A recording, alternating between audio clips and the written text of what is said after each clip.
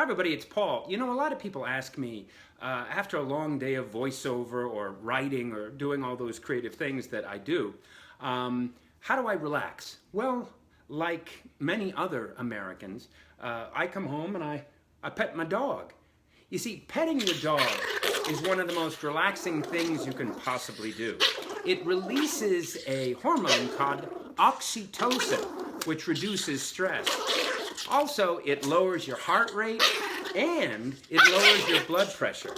Plus, people who pet their dogs are 5 times more likely to live longer than people who just have cats. Plus, the dogs like it so much, and it's a nice bonding experience. That's right. Good daddy's little boy. Daddy's little boy. Daddy's little boy. That's right.